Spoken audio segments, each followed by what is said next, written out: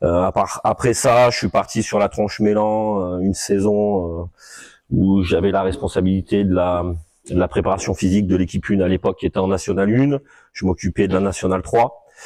Et après, je me suis expatrié sur le secteur ardéchois, tout simplement parce que ma femme, étant professeur des écoles, voilà, a bougé par rapport à sa carrière professionnelle. Moi, j'étais à un moment de ma carrière où j'étais un peu j'étais sans activité, donc du coup, je l'ai accompagné. J'ai rebondi sur le club du BCNA à l'époque, National 2. Et puis très vite, j'ai basculé dans la vallée à Saint-Vallier, où je suis depuis maintenant 12 ans entraîneur au club. Je suis passé 2 ans sur le centre de formation, donc sur le centre de formation, donc sur tout ce qui est pilotage du centre de formation, avec l'entraînement de l'équipe Cadet France pendant 2 ans. Derrière, je m'occupais de la préparation physique de l'équipe 1. J'ai très vite basculé, maintenant depuis 10 ans, sur l'équipe pro, donc N1 Pro B. Et depuis cette année, je prends un peu de recul sur le secteur professionnel, en tout cas sur l'équipe 1, même si j'ai toujours une tâche en tant qu'analyste du jeu. Et je suis actuellement donc sur l'équipe nationale 2, sur l'équipe réserve de Saint-Vallier. Je suis passé cet été par l'équipe de France U20, où j'ai eu la chance d'être convoqué en tant qu'analyste du jeu et de participer au championnat d'Europe qui avait lieu cet été au Portugal avec les U20 féminines. Donc voilà, un cursus large et varié, secteur féminin, secteur masculin. J'espère être à même à répondre justement à vos questions par rapport à ces deux secteurs, même si c'est le basket, même si le basket est le même pour tout le monde. Voilà un petit peu pour qui je suis. On va rentrer dans le vif du sujet et une petite définition de la préparation physique. Donc la préparation physique dans le cadre du sport de compétition peut être définie comme l'ensemble des opérations visant l'optimisation en toute sécurité des capacités motrices nécessaires à l'accomplissement d'une performance et de le fait de pouvoir la réitérer dans le temps. Alors, je suis d'abord entraîneur et je me suis formé je me suis spécialisé dans la préparation physique vraiment spécifique basket, avec à l'époque un diplôme qui se passe à l'INSEP. Et c'est là, moi, en tant qu'entraîneur, où j'ai pris conscience que ce domaine-là est vraiment important et vraiment facilitateur dans l'apprentissage des tâches motrices, que ça soit de U9 jusqu'à senior. Parce que quelqu'un qui maîtrise son corps dans toutes les directions, à haute vitesse, derrière, quand on lui met un ballon ou deux, on verra ça tout à l'heure sur le terrain, forcément au début c'est difficile, mais derrière, voilà, on acquiert une certaine aisance et c'est beaucoup plus simple derrière d'apprendre des tâches spécifiques basket. Et pareil, on verra tout ça sur le terrain tout à l'heure. Je sais que les parties comme ça, c'est jamais très marrant. Je vais essayer de rendre le truc dynamique et ludique. Si jamais vous avez des questions, même en cours de présentation, n'hésitez pas. Je suis là pour ça. L'idée, c'est de faire un échange en débat. Je dis pas que c'est la vérité, c'est ma vérité à moi. Après, voilà, on peut en débattre et on peut argumenter dans le sens. Donc les objectifs de la préparation physique, c'est de traiter les carences et déséquilibres.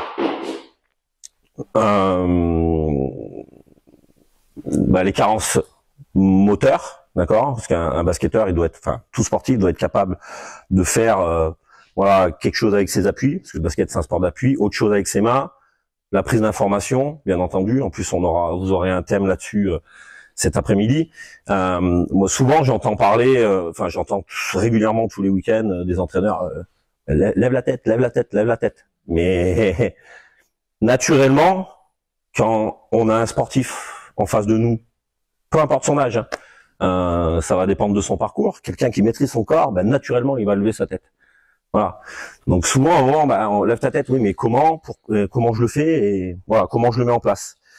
Donc développer des aptitudes physiques aux tâches multiformes du basketteur, donner les moyens de produire un haut niveau d'intensité sur la durée d'un match, donc ses capacités à réitérer les efforts sur la durée d'un match, mais capacité à réitérer telle action technique ou pas, C'est ce qui va déterminer le niveau de performance. Hein. Un joueur qui est capable de faire ça à haut niveau avec une aisance motrice top niveau, bah forcément, il a plus de chances de réaliser et d'être performant par rapport à notre individu. Mais je vous parle de haut niveau, mais c'est pareil au plus bas niveau. Hein. J'entraîne des U11 et des U15 cette année.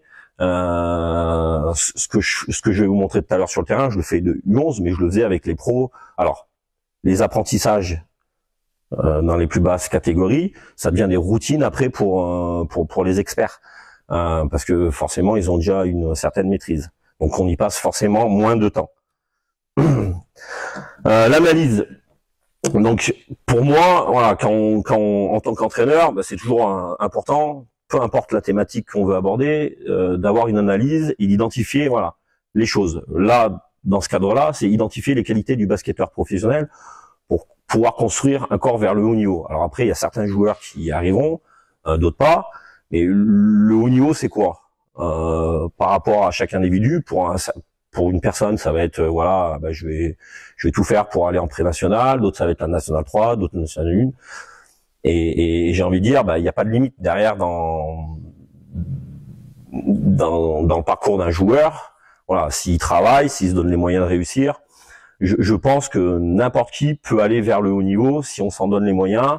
Après, bah, il y a forcément, plus on se rapproche du haut niveau, un facteur chance, se trouver au bon endroit au bon moment, rencontrer les bonnes personnes.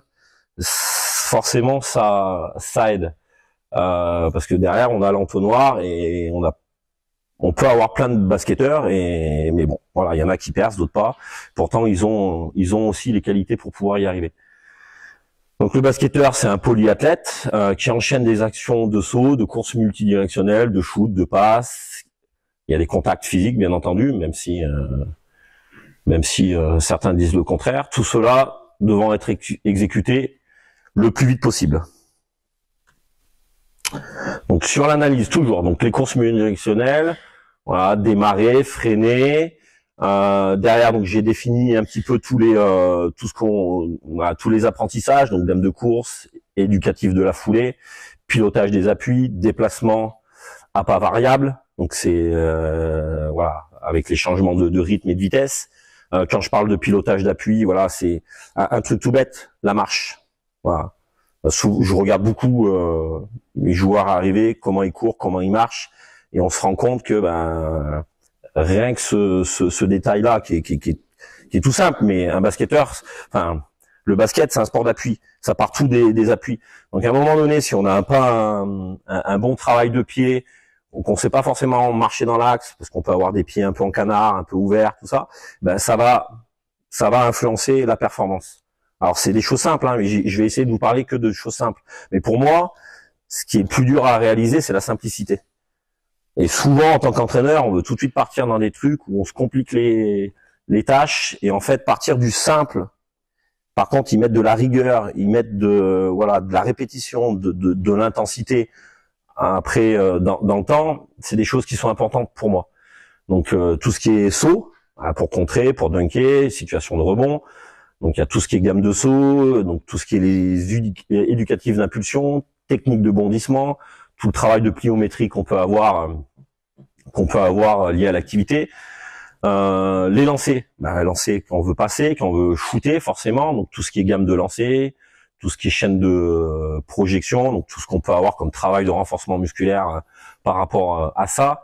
La lutte, parce que le basket, c'est un jeu de lutte. Au rebond, on lutte pour gagner l'espace de rebond, on lutte pour pouvoir franchir un adversaire. Donc il y a tout le travail de tonicité de la posture, donc avec forcément travail de gainage, parce que le basket, forcément, sport d'appui.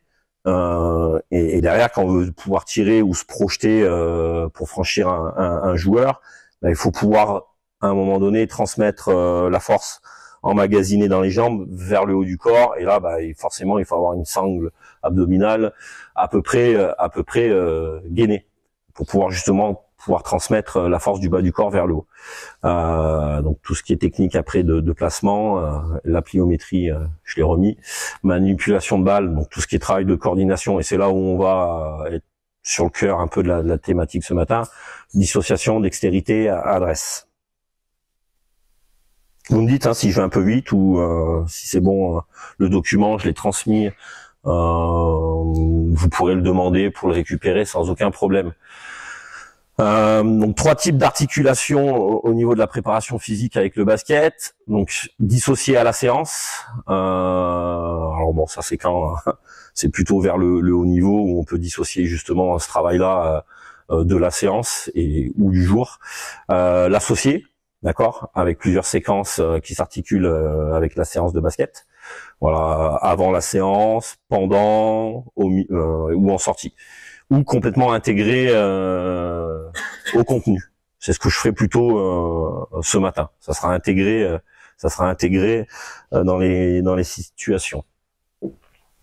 Donc plusieurs aspects. Hein. Donc en entrée, voilà, tout ce qui est travail de corde à sauter, tout ce qui est, comme je vous le marque, balance des rebonds, explosivité, démarrage, freinage. Tout ce qui est travail de vivacité, tout ce travail de gamme athlétique qu'on peut faire en pré-échauffement de l'activité. En sortie, plutôt ce qui est renforcement musculaire, gainage, stretching, voilà, le développement de la PMA. Bon, je vous balaye le truc, hein, on va pas rentrer là-dedans parce que ce qui va nous intéresser ce matin, c'est plutôt le travail de motricité. Mais j'ai balayé large parce que je savais que ce matin, bon, j'allais en majorité avoir un public d'entraîneurs sur la catégorie 13. Mais voilà, c'est des choses qu'on peut faire des U11 jusqu'en senior. Et plus tôt on le fait, et mieux c'est derrière. C'est des éducatifs au départ, mais plus on le fait tôt, plus les jeunes vont s'approprier des bonnes des bonnes routines derrière, parce que derrière ça deviendra des routines. Au début on y passe du temps et plus l'acquisition de la tâche se fait et moins on y passe de temps derrière. C'est accompagner la formation technique et pour moi c'est un vrai accompagnement de la formation technique. Éviter les blessures. Alors éviter, c'est peut-être pas le bon terme. Ça réduit les blessures, mais ça les évite pas forcément. Avec tout ce travail de proprioception qu'on peut avoir, le travail de gainage, le travail de déséquilibre musculaire. C'est souvent voilà, quand on a un quadriceps hyper musclé mais qu'on travaille pas forcément sur les ischio-jambiers, c'est souvent là où on a des blessures. Et souvent les footeux se blessent ici au niveau des ischios parce qu'ils ont des quadriceps hyper développés. Donc derrière, c'est être vigilant. Alors pas forcément sur la catégorie 13, mais pareil. On peut avoir des petites situations de renforcement musculaire et des U13 on peut le faire voilà sur des choses à poids de corps simples, voilà, du gainage, des pompes adaptées sur les genoux par exemple. Voilà, on peut faire plein de choses sans problème. Les étapes du développement. Donc pour moi il existe 4 étapes sur cette thématique-là, c'est la préparation physique et apprentissage moteur, et ça sera vraiment notre cœur ce matin. Derrière la préparation physique, donc méthode et routine, c'est l'étape suivante. Préparation physique avec un développement ciblé. La préparation physique, voilà, dans l'accompagnement de la performance, et là on est plutôt voilà sur la catégorie senior où tout ce qui est avant est plus ou moins acquis, voire acquis. Et là après, c'est de l'accompagnement, c'est des routines pour pouvoir accompagner le sportif dans sa performance. Donc les étapes de développement, voilà, les aspects quantitatifs du travail. Donc ce qui est primordial en rouge, donc par catégorie d'âge. Comme je vous le disais tout à l'heure sur l'intervention, voilà, j'ai pas voulu laisser que du 13. Voilà, je veux vraiment balayer jusqu'au senior. Voilà, donc selon les catégories d'âge, il y a des aspects qui sont plus importants que d'autres à travailler. Je vais pas rentrer dans le détail là-dessus. Ce qui va nous intéresser, c'est plutôt la coordination, agilité. Voilà, U11, U13, U15, voilà, jusqu'à U18. Voilà, rouge-orange, c'est primordial, c'est important. C'est quelque chose où il faut prendre du temps. Alors je sais qu'en tant qu'entraîneur, vous avez tous des contraintes d'entraînement. Voilà, on peut s'entraîner 1 fois, 2 fois. Après, en tant qu'entraîneur, il faut faire des choix. Et pour moi, ce choix-là, il est évident parce qu'encore une fois, derrière, vous allez gagner du temps sur les apprentissages basket. Vraiment. Les axes de développement, donc ce qui nous concerne sur la catégorie U13, mais pareil, je vous laisse le tableau complet. Ça répondra, je l'espère, à un maximum d'entre vous. Donc en U13, apprendre à courir, enchaîner les actions, voilà, avec des notions de vitesse, et surtout de vitesse, de réaction et d'anticipation, parce que le basket, voilà, c'est un sport de réaction. Donc après, voilà, on peut jouer sur différents stimuli, sur différentes prises d'informations. Voilà, et vous aurez une intervention dans ce sens-là tout à l'heure.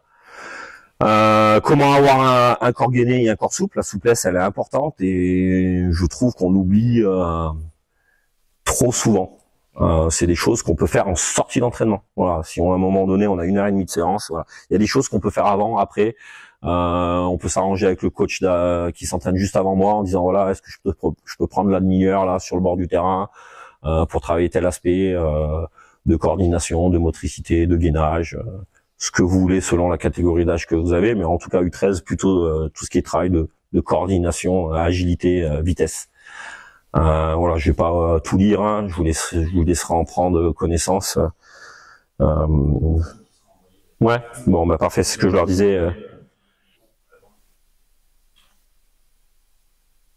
Donc la coordination motrice, ce qui nous intéresse proprement parler ce matin, définition, c'est la capacité d'une personne à apprendre rapidement des nouveaux mouvements. Et on va se rendre compte tout à l'heure que voilà, je travaille beaucoup avec les échelles de rythme. Comme je vous le dis, le basket, c'est un sport d'appui.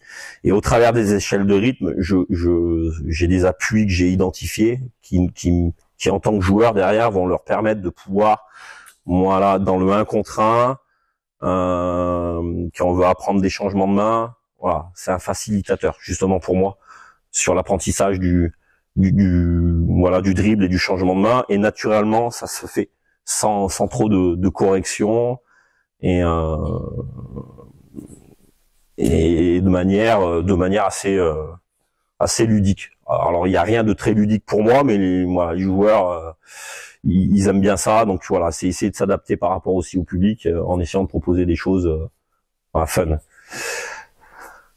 Donc être coordonné, c'est exécuter avec vitesse et effectuer un mouvement intentionnel pour résoudre une tâche concrète. Voilà, à un moment donné, j'ai un joueur devant moi, je veux le déborder, voilà, je vais avoir des actions pour pouvoir le cadrer, le déborder, voilà, avec un changement de main simple, avec un crossover, enfin un spin move. Donc on verra que sur ces justement mouvements techniques, je vous montrerai sur le terrain, voilà, comment je l'emmène au travers du développement moteur. Mais ça, dès le départ, aux jeunes, hein, j'ai un groupe du 11 cette année. Aujourd'hui, sur ce que je vais vous montrer sur le terrain, on est mi-novembre. Sur le parcours c'est un parcours de base en fait que j'ai et que je fais. Voilà, je prends 30 minutes. Alors vous allez me dire, c'est peut-être énorme pour certains, mais j'ai 2 fois 1h30.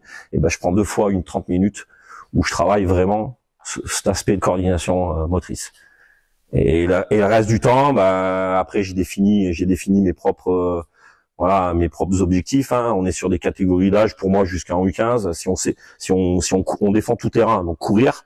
Si on se projette vite vers l'avant, derrière les situations de tir qu'on va avoir, c'est du tir en course. Donc derrière, après, développement du tir en course et gestuelle de tir pour avoir une mécanique de tir. Sur des quelques situations qu'on aura sur le demi-terrain. Mais moi, en tant qu'entraîneur, je veux le moins de demi-terrain possible. Et à mes joueurs, je leur parle que de courir, que de se projeter vers l'avant. Voilà, c'est courir pour attaquer le cercle, c'est courir pour attaquer le ballon quand on est en défense. Je déborde un peu du thématique, mais ça rentre dans justement ces aspects de coordination. Hein. Quelqu'un qui est coordonné, c'est quelqu'un qui va pouvoir courir avec vitesse, voilà, de manière plus performante que quelqu'un qui ne l'est pas. Donc la coordination motrice n'est pas innée, elle s'acquiert par l'apprentissage. Donc moi j'accorde 30 minutes par entraînement. Et c'est inclus dans mon entraînement parce que j'ai pas la possibilité de faire avant ou après parce que j'entraîne plusieurs équipes et que la salle est pas disposée à ça. Mais quand on est entraîneur, voilà, quand on débute sa saison, c'est se dire voilà, je suis en début de saison, je suis là, où c'est que je veux aller, où c'est que je veux mes jeunes ils arrivent en fin de saison. Qu'est-ce que je veux qu'ils maîtrisent en fin de saison. Donc après c'est des choix et à un moment c'est les assumer et pas dévier sa ligne directrice. Pour moi, c'est la base de la technique. Donc il est important de développer la motricité générale avant la motricité spécifique de l'activité. Et je vous le redis, c'est important de prendre le temps. En tant qu'entraîneur, il faut prendre le temps et il faut accepter à un moment donné que ça prenne plus de temps que prévu. Et selon le groupe qu'on a, hein, des fois il y a des groupes qui vont un peu plus vite, donc à ce moment-là, c'est s'adapter et avancer un peu plus vite. C'est aussi quelque chose d'important dans notre métier, d'être capable de s'adapter à ce qui se passe sur le terrain. Et à un moment donné, si le groupe va un peu plus vite, voilà, c'est mettre une difficulté supplémentaire à la tâche. Et on en parlera après. Comment on peut faire ça. Donc la coordination motrice et ses dimensions. Donc le basket, c'est un sport de réaction. L'équilibre est important. Équilibre pour pouvoir tirer sur les arrêts, pour pouvoir derrière passer, sur le fait de pouvoir se projeter correctement vers l'avant. Le rythme, parce que le basket c'est un sport intermittent. Tout ce qui est latéralisation, pardon, c'est la capacité de faire quelque chose avec sa main droite, mais de pouvoir faire la même chose avec sa main gauche. Le travail de dissociation, donc être capable de faire quelque chose avec sa main droite, mais de faire autre chose avec son pied gauche, de faire quelque chose avec ses deux mains, mais de faire autre chose avec ses pieds. Et ça, on le verra sur le terrain avec tout ce travail d'échelle de rythme qu'on peut avoir. Donc c'est un moment faire des appuis spécifiques dans une échelle.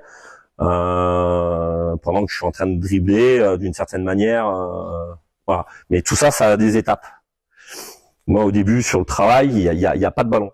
Et pour reprendre l'exemple du U11, U15, mais pour moi, U11, U13, U15, je mets tout dans le même panier parce que c'est quelque chose qui est important et je fais exactement la même chose avec mes U15 qu'avec mes U11 parce que aujourd'hui j'ai récupéré un groupe U15 où j'ai pas forcément des joueurs qui ont débuté le basket tôt, donc à un moment donné ils ont des carences, c'est les identifier et à un moment donné voilà, c'est encore une fois avant de parler basket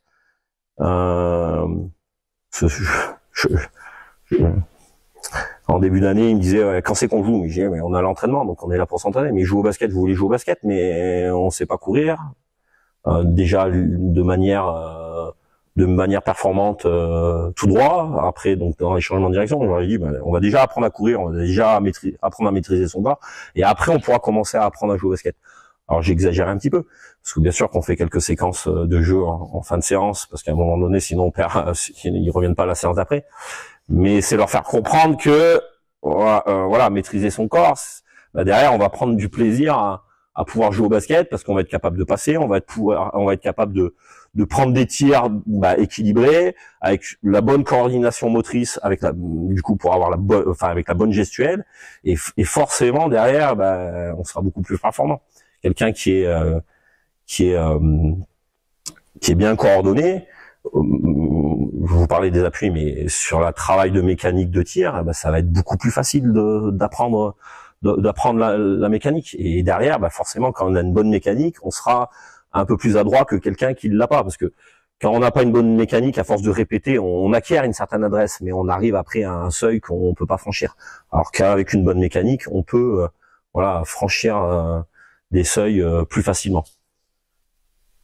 On a tous vu des joueurs adroits en ayant un geste qui est pas du tout académique. C'est comme ça. Vous avez des questions? Non, ça parle à tout le monde, ce que je veux dire.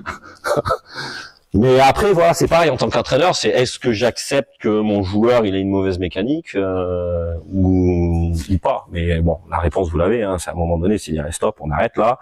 Alors on va reprendre les bases, tac, tac, tac. Voilà, moi je veux que tu aies un geste parfait. Alors c'est accepter à un moment d'être moins adroit, mais bon, à un moment donné, avec cette mécanique-là, voilà, on va forcément atteindre un seuil. L'équilibre, l'orientation, j'ai abordé tous les thèmes. Donc maîtriser son corps dans l'espace, avoir un contrôle et une régulation du mouvement égale apprentissage plus rapide du geste sportif. Alors, ce que je vais vous montrer ce matin, je vais le faire condenser en 1h30, mais c'est quelque chose il me faut 1 an pour développer. Et encore, ça dépend les groupes. Le groupe du 11 que j'ai là, sur le parcours, là, on a déjà attaqué avec 2 ballons et et avec alors forcément pas de vitesse parce qu'on maîtrise le parcours avec un ballon, avec vitesse et agilité. Donc après, ça rajoutait des contraintes de difficulté. Donc le travail de coordination motrice peut se développer avec ou sans matériel. Après, parce qu'on n'a pas la chance d'avoir tout le temps du matériel, bon ça dépend un petit peu des clubs et de leurs finances. Mais après c'est à nous en tant qu'entraîneurs d'être imaginatifs et d'essayer de mettre en place des situations qui permettent aux joueurs d'apprendre ce qu'on souhaite un peu de manière déguisée. Je m'entends quand je dis ça, je pense aux Espagnols qui sont très forts là-dessus. Ils ont des situations des exercices qu'ils mettent en place où ils perdent pas de temps à donner 15 000 consignes, où de par la situation, naturellement le joueur va réaliser ce qu'ils attendent. Et j'essaye de justement fonctionner un peu pareil. La proprioception, forcément importante, parce que encore une fois, le basket c'est un sport d'appui et tout part de là, c'est la base. Et on remonte jusqu'en haut, jusqu'au bout des doigts pour tirer. Les exercices de proprioception, la vertu est de rendre intelligentes un petit peu nos articulations. Par l'entraînement, il est possible de réapprendre de nouvelles situations motrices, de mieux maîtriser l'équilibre de son corps. C'est la base. C'est la base. Et puis, ça a un autre aspect, c'est que ça réduit les risques ça réduit les risques. Le mot est pas bon.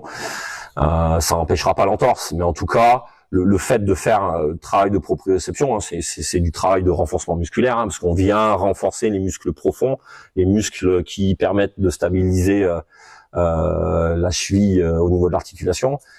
Ces muscles profonds, on les travaille au travers de proprioception, donc au travers on va dire de support instable. Mais même sur un support, si on n'a pas la chance d'avoir de coussin de proprioception ou de tapis un peu en mousse là pour créer une certaine instabilité, ou même sur du sable, on peut le faire sur un sol dur sans matériel, en mettant les mains sur les épaules, en fermant les yeux.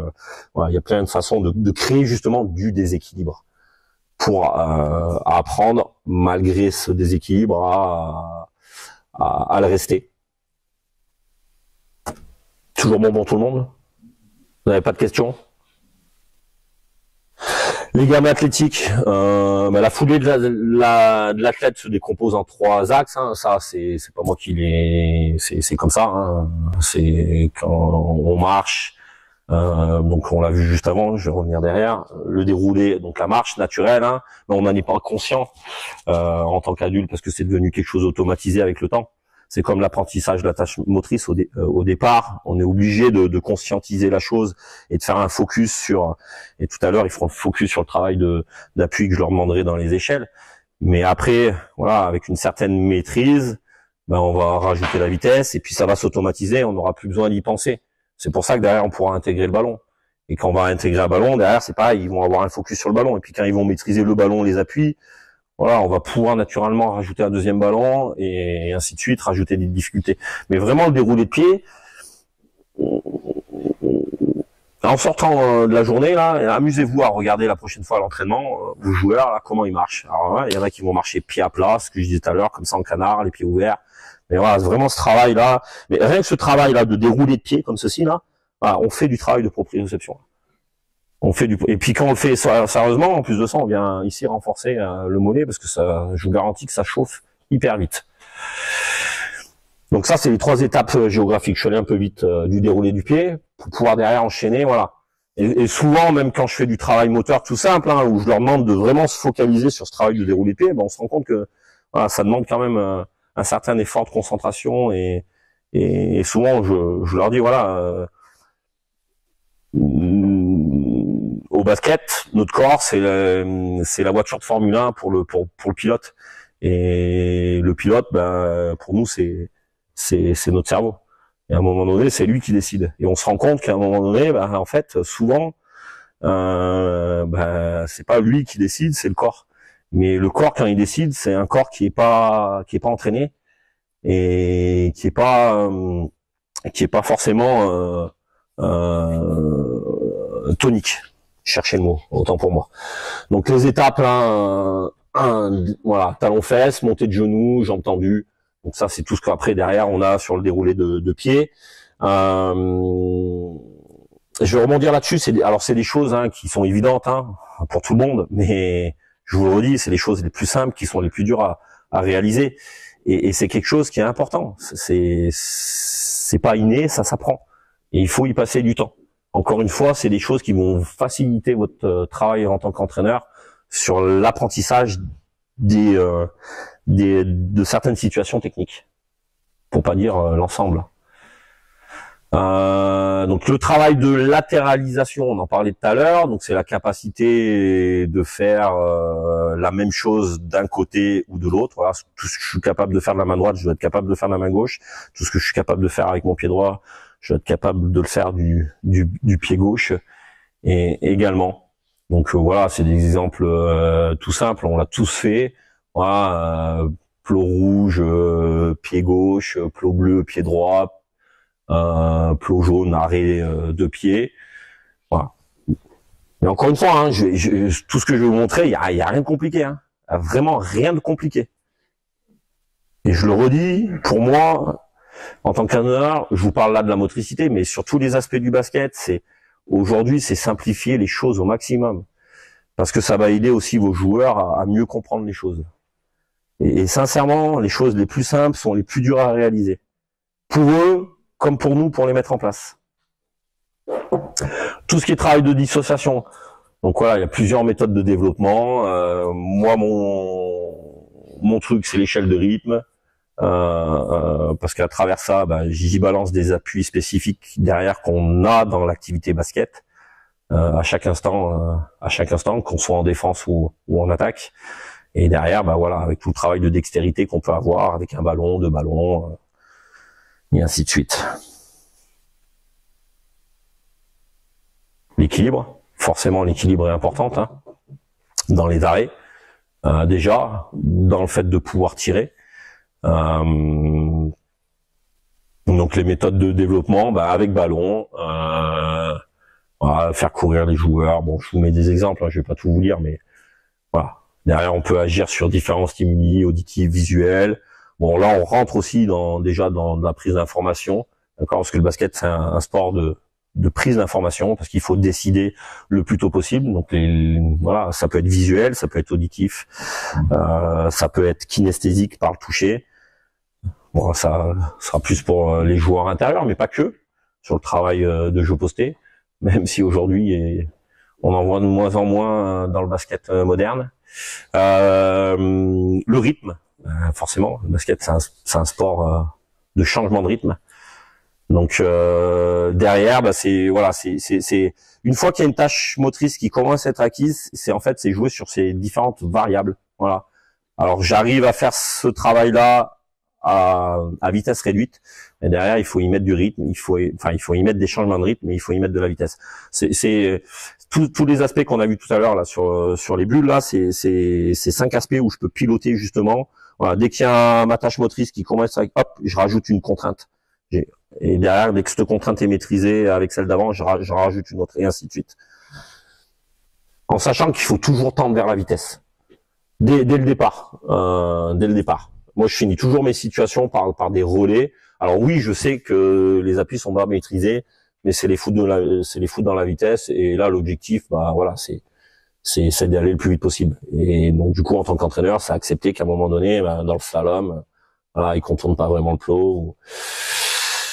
En tout cas, après, voilà, c'est à nous d'être garants un petit peu de la chose. Donc voilà, sur l'orientation, parce que le basket c'est un sport multidirectionnel, comme je vous le disais tout à l'heure. Bon, un exemple de parcours, il y a rien de compliqué, mais voilà, on doit être capable de pouvoir se déplacer dans toutes les directions en étant équilibré, avec vitesse et agilité.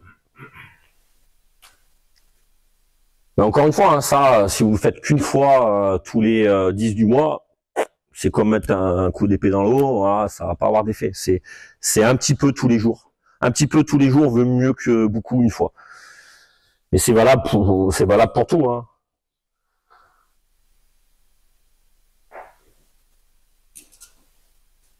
Je suis allé un peu vite, non? Pour conclure, non, on est bon. Après, ça nous laissera du temps pour questions-réponses. Pour conclure, donc, il est important dans l'acquisition de la tâche motrice de toujours rechercher une vitesse d'exécution optimum sans détérioration de la tâche à accomplir. Alors oui, ça c'est le bout du bout, mais à un moment, on est obligé voilà, au début, de dire bon bah, on essaye d'aller le plus vite possible et on accepte qu'à un moment il y a un petit peu de détérioration.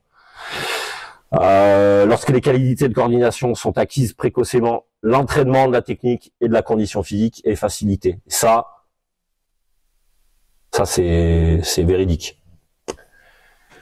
L'âge idéal de l'apprentissage pour améliorer les qualités de coordination se situe entre 9 et 12 ans. C'est pour ça que je disais, enfin, même un peu plus tôt, hein, de DU7 on peut commencer, et même jusqu'à 15 ans, lié au développement. Donc c'est lié au développement précoce chez l'enfant du système nerveux. C'est lui, hein. C'est lui qui décide, c'est lui qui pilote. C'est lui qui doit piloter, c'est pas le corps. Quand c'est le corps qui pilote, c'est que c'est un corps qui est mal entraîné ou mal développé. Ou pas développé, pas forcément mal, parce que après, voilà. Merci pour votre écoute.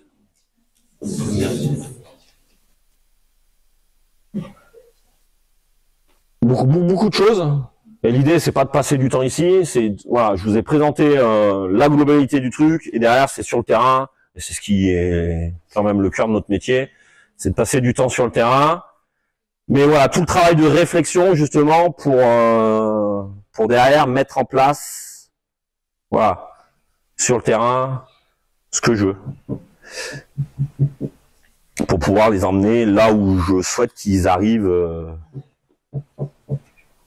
Et ça, je vous le dis, DU11, bon, U13, c'est important, mais DU11, je le fais, et j'ai des jeunes aujourd'hui qui sont capables de dribbler, à deux mains, avec de la vitesse, dans toutes les directions, avec une tête levée. Parce que forcément, à un moment donné, la tête, elle se lève naturellement quand on a une certaine maîtrise de son corps. Quand on n'a pas de maîtrise de son corps, on va naturellement baisser la tête. Voilà, alors après, quand ça joue avec la pression défensive, tout ça, ben voilà, on se referme sur nous-mêmes. Et quand on est à l'aise avec son corps et le ballon, là, naturellement, voilà, on va lever la tête. Et naturellement, là, après, ben, on va pouvoir, nous, en tant qu'entraîneur, ben, c'est un facilitateur, hein. Souvent, on leur dit, ouais, levez la tête, levez la tête, levez la tête. Mais ouais, mais qu'est-ce que moi je fais en tant qu'entraîneur pour qu'ils puissent lever la tête? Bon, après là, c'est un autre débat et ça sera avec mon collègue à côté pour vous cet après-midi. Est-ce que vous avez des questions? Question, oui.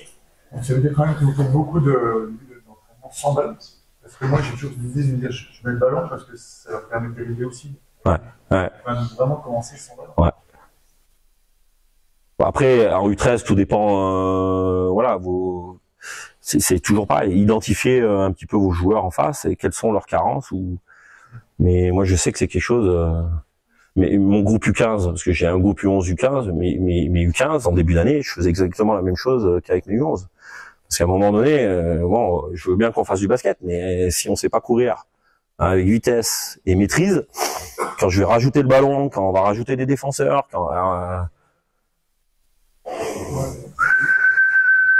donc, bah, ok, allez, c'est en tant qu'entraîneur accepter que, bah, voilà, on part de la base. Mais je l'ai eu fait, je vous dis U15, mais je l'ai eu fait quand j'avais des 18 francs, c'est pareil. À un moment donné, ouais, on veut être performant, mais si on enlève le ballon, à un moment, on se met sur la ligne de départ, allez, go. Celui qui va arriver au bout, le premier, c'est celui qui va courir plus vite. Mais comment je cours plus vite? Bah, en ayant un bon déroulé de biais, une bonne foulée. Voilà, celui qui court comme ça, ah oui, il va courir vite, mais il va courir moins vite que celui qui est bien délié, donc derrière, quand on rajoute le ballon, on rajoute une contrainte. Donc, j'ai même pas besoin de donner le départ, hein. Je sais qui va gagner, qui va perdre, hein. Bon, tu fais sur les groupes hétérogènes pour t'assurer que ceux qui sont plus forts fassent quand même l'exercice qu'il faut. Ouais. Bah, après, bah, tu fais des groupes, Ouais, voilà. Et puis eux, tu leur mets un ballon, et puis les autres pas. Mais après, il faut l'expliquer pourquoi. Faut toujours donner du sens. En début d'année, pour répondre à ta question là, sans ballon, je leur présente le truc et je leur dis mais c'est pour aller là. Voilà, il y a le départ, mais c'est pour aller là. Alors ils sont là, et, bon, non, c'est pas possible et tout. On en reparlera dans quelques mois. Et généralement, je planifie de vacances à vacances sur ce travail de coordination. Bon, je mettrai en place sur le terrain tout à l'heure la petite situation. Et là, pas plus tard que la semaine dernière. Voilà, parce que j'ai la chance d'avoir un groupe qui travaille bien et qui est demandeur. On est passé à 2 ballons. Et je suis un peu plus tôt dans ma planification, parce que le deuxième ballon, je voulais l'intégrer après les vacances de Noël. Là, on rentre juste sur le cycle, voilà, avec un ballon. Mais sur vraiment cette partie-là, hein, parce qu'après enfin voilà, je fais du travail de tir en course, donc il y a du ballon, forcément. Mais au fil du temps, et ben moi, dans l'apprentissage de mes situations de tir en course ou de mécanique de tir, je vois vraiment que la chose devient de plus en plus facile pour eux, parce qu'ils maîtrisent de plus en plus leur corps. Et pour moi, c'est un facilitateur. Enfin, pour moi, mais c'est vraiment un facilitateur de l'apprentissage technique. Parce que souvent, après, moi, je vois beaucoup d'entraîneurs qui s'énervent. Ah, mais tu comprends pas. Non, c'est pas qu'il comprend pas. C'est qu'il n'est pas apte à pouvoir faire, parce qu'il y a plein de contraintes avant. Voilà, je leur donne souvent l'exemple de l'école, quand on apprend à écrire. Voilà, parce que ma femme est professeure des écoles, donc je fais souvent le lien avec. Mais dans l'apprentissage de l'écriture, il faut déjà avoir une certaine mobilité, agilité de la main, préhension, tout ça. Voilà, derrière, on apprend à tenir le stylo en faisant tout doucement, des belles lettres. Puis après, quand c'est automatisé, on écrit vite. C'est pareil au basket. Hein. Au début, on apprend à maîtriser son corps. À l'école, c'est le stylo, nous, c'est le ballon de basket. Et voilà, au début, on fait tout doucement, des belles courbes. Voilà, et puis après, on met de la vitesse, on met des changements de rythme, parce que voilà. Mais c'est l'étape c'est les étapes de l'apprentissage. Hein. Voilà, c'est comme je leur donne souvent l'exemple. Bon, ils s'en rappellent pas forcément quand on est bébé, qu'on apprend à se lever, à marcher, on tombe, on se relève, et voilà. Donc moi, je suis un entraîneur. Je leur dis voilà, je veux que vous vous engagez dans ce que vous faites, mais je veux surtout que vous fassiez des erreurs. Parce que pour moi, l'apprentissage, il existe au travers des erreurs. Et il faut faire des erreurs pour pouvoir apprendre. Et moi, je les incite à faire des erreurs. Parce que en tant qu'entraîneur, c'est beaucoup plus facile de corriger un jeune qui s'engage dans ce qu'il fait que quelqu'un qui ose pas et il n'y a rien à corriger. Bon, on déborde un peu du cadre là, mais c'est comme ça que je vois les choses. Et c'est mettre en confiance aussi les jeunes, parce que du coup, ils ont pas peur de mal faire. Voilà, parce que malheureusement, je vois encore trop d'entraîneurs gueuler entre guillemets sur des jeunes. Ouais. Non, mais à un moment, après on peut, à un moment, on sait le ton, mais à un moment, c'est à nous de nous poser la question. Mais voilà, pourquoi il n'y arrive pas? Qu'est-ce que j'ai mis en place pour qu'il y arrive? Enfin, est-ce que j'ai mis quelque chose en place pour qu'il y arrive? Vous comprenez la démarche?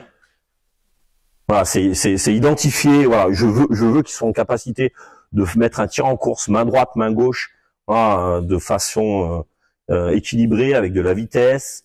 Mais voilà, pour arriver là, voilà, tac, qu'est-ce que je mets en place au départ?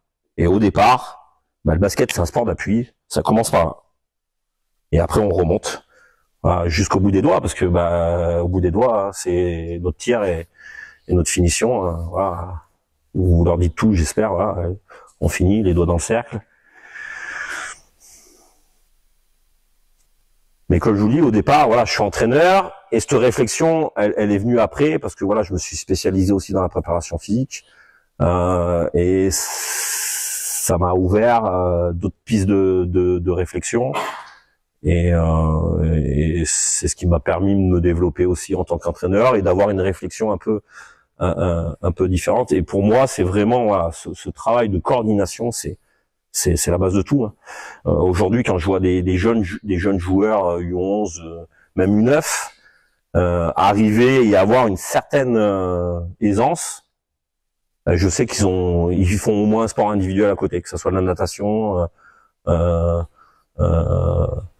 ou de la course, enfin de l'athlétisme. Parce que dans ces disciplines-là, ils ont cette culture de ce travail de motricité. Et ils y passent du temps, justement derrière pour aller sur l'apprentissage des gestes techniques. Moi, à mon sens, on n'y passe pas assez de temps. Et c'est juste une problématique liée à nous. Hein. C'est voilà. Moi, je vous le dis. Bon, après, c'est moi. Hein. Vous faites ce que vous voulez. Hein. Je serai pas là derrière vous pour dire c'est bien, c'est pas bien. Hein.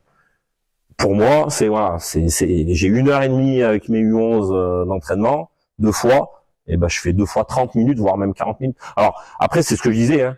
Au début, c'est prendre du temps. Maintenant, j'y passe beaucoup moins de temps, hein. J'y passe 20 minutes, parce que justement, au début, il faut prendre du temps, il faut corriger, ils vont pas vite. Et une fois qu'ils maîtrisent un peu et qu'ils mettent de la vitesse, forcément, on y passe moins de temps. Mais au début, il faut accepter d'y passer du temps. Mais je vous parle de ça, mais sur n'importe quelle thématique que vous voulez aborder, basketement en parlant derrière. Hein.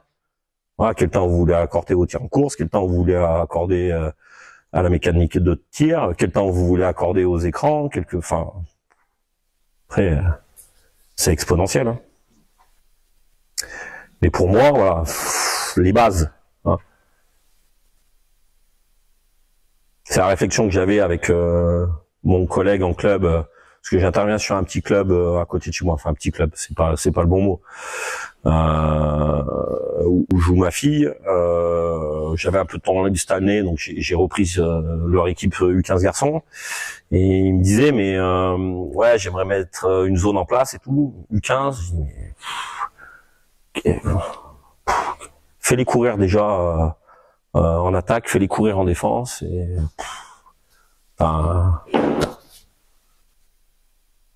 mais la base, les choses les plus simples. Et une fois que les choses les plus simples sont maîtrisées, quand ces jeunes-là vont arriver, voilà, en U13, parce que pour moi, fin du 11, le jeune, il doit être capable de courir dans toutes les directions à haute intensité, mais vraiment haute intensité, avec une vraie maîtrise de ce qu'il fait, physiquement parlant, mais avec un ballon. Mais j'y vais même aller plus loin avec 2 ballons. Parce qu'après, c'est sûr qu'en match, on joue qu'avec un ballon. Donc quand on est capable de faire quelque chose avec 2 ballons à haute intensité, même des lay-ups, hein, parce qu'après je fais du travail où j'ai un dissocié, je vais un faire écarter. Enfin après, il y a plein de situations. Hein, ça. Et puis maintenant, avec les ressources qu'on a grâce au net, enfin c'est pas ce qui manque. Hein, les exercices, il n'y a pas de bon ou mauvais exercices. C'est voilà, qu'est-ce que je mets en place et comment j'interviens et comment je corrige. Et voilà, répéter, jusqu'à ce que ça s'acquiert. Et une fois que ce que je voulais, c'est acquis, voilà, comment je peux donner à manger sur la même thématique en complexifiant la tâche. Donc au départ, pour revenir à ça, au début c'est lent. Derrière, on commence à rajouter un ballon, 2 ballons, on met des contraintes de vitesse, voilà, contraintes de prise d'information. Après, il y a pas de limite. Il n'y a pas de limite dès que j'ai identifié voilà ce que mon jeune ou mes jeunes ont besoin et voilà où c'est que je veux les emmener et comment je les emmène. Après c'est le parcours. Voilà, qu'est-ce que je mets en place, quand, comment, pourquoi. Hein, c'est toujours les mêmes questions qu'on se pose et qu'on doit se poser pour n'importe quel aspect qu'on veut aborder, que ça soit physique, technique.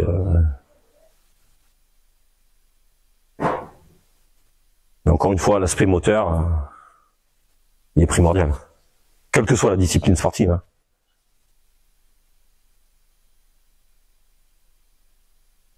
En tout cas, je vous encourage à essayer d'aller vers ça et vous verrez que, sincèrement, vos joueurs, qu'ils soient seniors ou plus jeunes, ça va être beaucoup plus simple. Hein. Et tout ça au service de la performance. Parce que et après, c'est le discours d'entraîneur, c'est voilà, leur dire voilà, soyez patients, parce que tout le monde veut gagner, mais quand on y passe du temps, au début, oui, on gagne pas forcément. Et puis c'est quand on est sur de la formation, de toute façon, c'est quoi gagner? Gagner, c'est qu'un gamin, voilà, il sache faire tout ça en fin d'année, et puis quand il va arriver en U15, le coach qui va le récupérer, oh purée, parfait.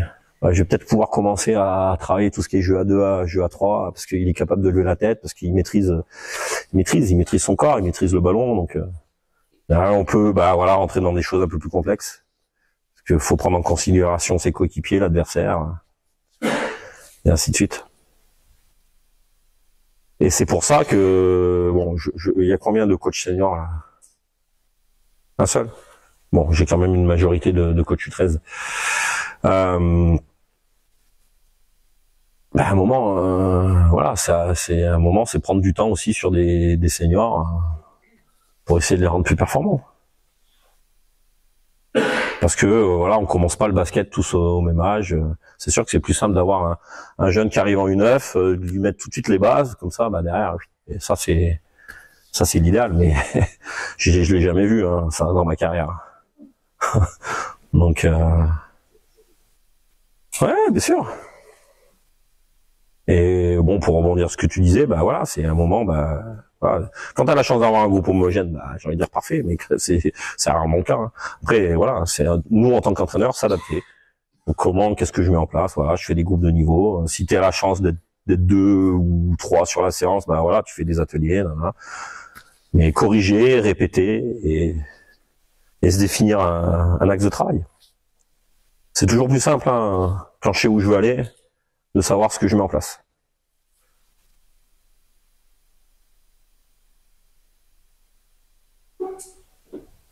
Des questions?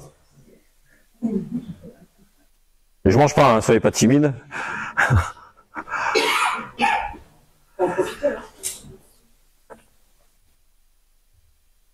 Ou question peut-être sur d'autres sujets, hein,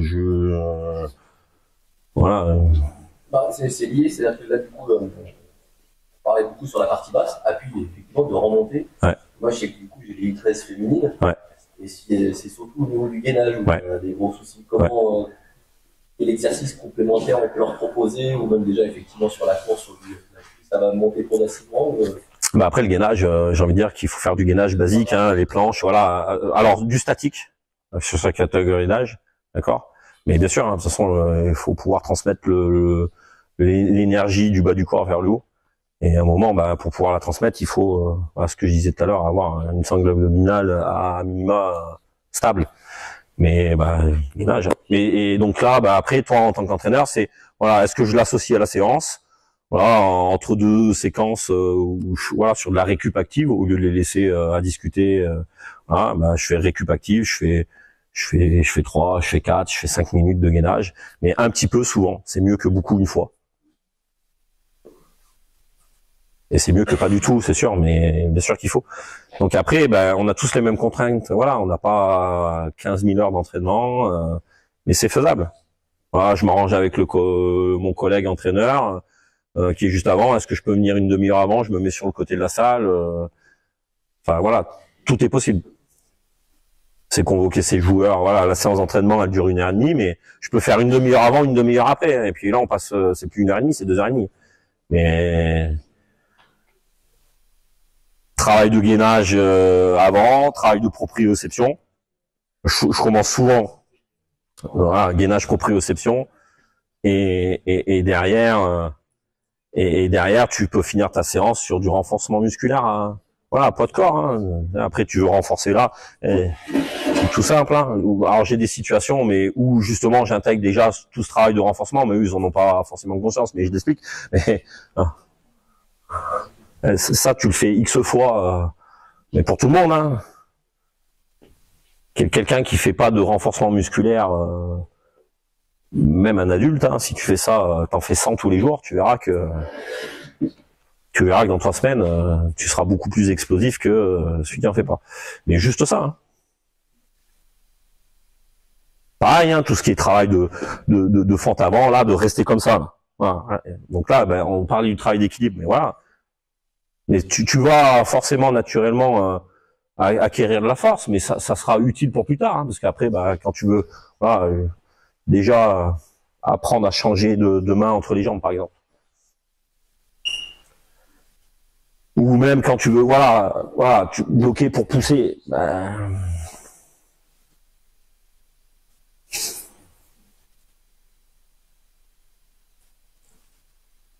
est souvent sur un appui au basket, hein, donc tout le travail de proprioception, il est important, hein, pour voilà. Parce que quand justement c'est pas assez renforcé, bah les chevilles elles peuvent partir. Et on n'aime pas ça quand ça part.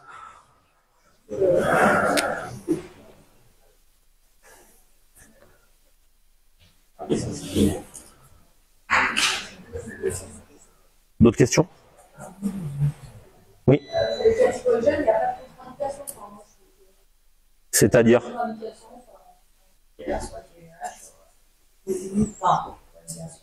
Je vous remets la diapo là. Mais non, il n'y a pas de U7, U9, les objectifs principaux, voilà, apprendre à bouger, à se coordonner, à courir, le rapport au sol. Je vous en ai pas parlé, mais je fais des parcours moi. Alors là, j'ai pas la chance d'avoir des bancs. Je l'intègre toujours. En sortie de slalom, là, je les oblige à passer sous le pont, comme je leur dis, donc à plonger. Mais on voit plus de joueurs plonger sur la balle. Et ce rapport au sol, non mais apprendre à plonger, apprendre à tomber. On tombe tous les jours. Non mais apprendre à tomber. Derrière, c'est quelqu'un qui sait tomber, quelqu'un qui sait pas tomber. Celui qui sait tomber, il va moins se faire mal que, voire pas du tout, que quelqu'un qui sait pas tomber. Et quelqu'un qui sait pas tomber, il peut vraiment se faire mal. Mais de sa propre hauteur, hein. Donc, et c'est des choses qui arrivent au basket. Je tombe, donc et puis quand je le fais avec vitesse, parce que je finis toujours par des relais, bah c'est plonger, c'est se relever très vite. Mais c'est des situations qu'on a au basket à un moment. Voilà, je tombe, ben est-ce que je prends le temps de me relever et puis voilà, je fais mon repli défensif à 2 à l'heure. Enfin, c'est qu'est-ce que vous acceptez en tant qu'entraîneur. Mais quand c'est dit que c'est moi mes joueurs ils le savent. Hein. Si je suis pas dans l'effort, c'est changement. Mais effort de course en attaque, voilà. Parce que quand on est sur le terrain, pour moi, on doit être acteur. Voilà, je leur dis, il y a 5 copains ou copines qui sont là, qui attendent qu'une chose, c'est pas à votre place. Donc et je leur dis, si c'est 1, 2, 3 minutes, bah c'est 1, 2, 3 minutes.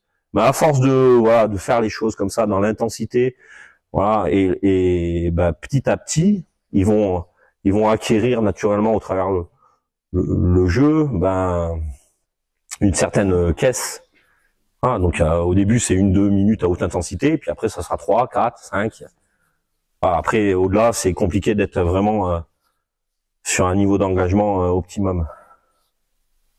On déborde un petit peu mais bon c'est pas grave, on peut aborder tous les champs que vous voulez. Si vous avez des questions. J'ai une petite question. Oui. Il y a un moment, en fait, c'est peut-être un petit peu contredit, mais j'ai mal compris. Oui. Tu disais pour la vitesse, oui. Il y a un moment, il faut qu'ils aillent à fond, même s'ils faisaient. Ouais, mais sur mes situations de relais. Mais bon, après, c'est comment oui, il faut pas que ça se détériore, c'est sûr. Mais bon, après, quand c'est un... Ce que je veux dire, c'est qu'un gamin qui veut aller à fond, parce que j'avais dit pas aller comme des avions, s'ils font des erreurs, parce que tu vois, en fait, il faut les reprendre, il vaut mieux qu'ils soient à fond. Moi, je préfère quand même qu'ils soient à fond. Alors, je passe un temps où, justement, je suis pas à fond, hein. Comme je te disais tout à l'heure, au début, voilà, je finis par un relais. Mes situations, voilà, ça permet de remettre dans la vitesse. Mais à telle période de ton apprentissage, tu sais que quand tu vas mettre la vitesse, ça... Mais bon, à un moment, il faut que ça... En match. Et en match, tu fais des erreurs. Hein. Et puis tout le monde en fait, hein, quel que soit le niveau. De toute façon, généralement, ceux qui gagnent, c'est ceux qui en font un peu moins. Comment? Un meilleur socle de base. Ouais, bien sûr. Ah bah, c'est certain. Hein. Plus vite, plus loin, plus haut. Hein. Enfin, c'est peut-être pas dans ce ordre-là, mais c'est Pierre Coubertin, hein, c'est pas moi, hein, mais ça reste toujours.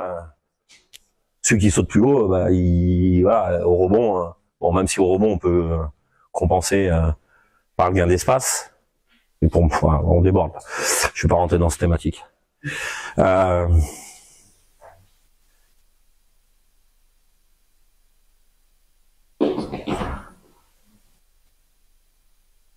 Il n'y a pas d'autres questions, vous allez pouvoir aller en direction du gymnase, c'est fini. Ouais. Je vais juste remettre un point, c'est une erreur sur le programme de la journée.